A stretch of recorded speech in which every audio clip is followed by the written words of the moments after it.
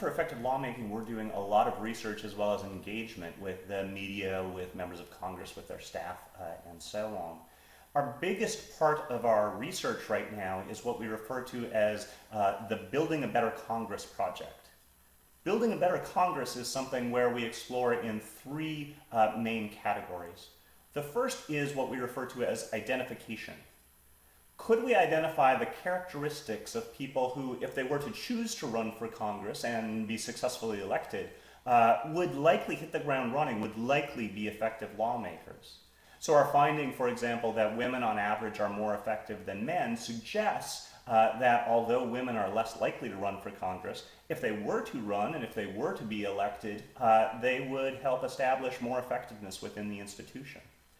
Also in that identification project right now, we're studying state legislators.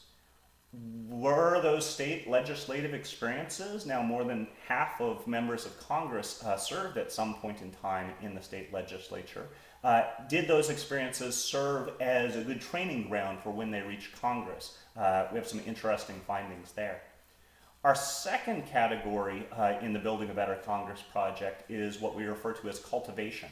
So folks have been identified, they've run for Congress, they've become elected, now they're there in Congress. How could they themselves cultivate effective lawmaking agenda? And how could the institution be structured to be effective as a lawmaking institution? There we have findings. For example, we looked at the 20 most highly effective lawmakers over the past 40 years, and qualitatively studying what they did differently than other lawmakers, we were able to find that there were 5 main habits of highly effective lawmakers. Those 5 habits are things that new members of Congress could certainly adopt, and those who want to be more effective could adopt moving forward. Also in that category, we found, for example, that bipartisan lawmakers are more effective than partisan lawmakers, that hiring an experienced staffer who really knows the ins and outs of Capitol Hill is crucial in one's freshman term, for example.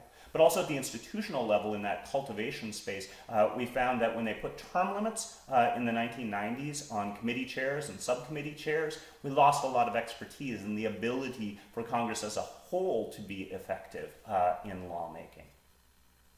Our third category in the Building a Better Congress project, going beyond identification and cultivation, is to what we refer to as accountability.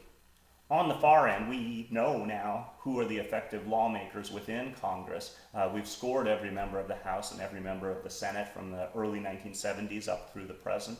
To what extent have they been held accountable? To what extent do voters know how effective lawmakers are, and do they care about how effective their representatives are? A lot of our research suggests that an average voter might not know who the most effective lawmakers are, but there is an arena or two in which effective lawmakers do better in the electoral realm. So, for example, we find that in the primary elections, more effective lawmakers are able to scare off quality challengers and win at a higher rate. In the general elections, we've seen more and more people use our data, our objective data from our website, to emphasize that they're one of the top 10 lawmakers in the House or the Senate, or their opponents sometimes emphasize that they're ineffective at lawmaking. So those 3 components, from identification to cultivation to accountability, have set the agenda for dozens and dozens of research projects that we're engaged in now. The Center for Effective Lawmaking, in terms of that research, is set up now well to accomplish quite a bit. We have a working paper series to emphasize those new findings that are coming out. We hold an annual conference. We have faculty affiliates who are at more than a dozen universities, colleges, and think tanks around the country. We have a small grant competition hoping to help cultivate some new research in these areas. And it's an exciting time at the center because we're moving not just from doing that research and getting it in the scholarly realm, but presenting it and engaging with members of Congress, their staff, getting it out more to the public at this point in time.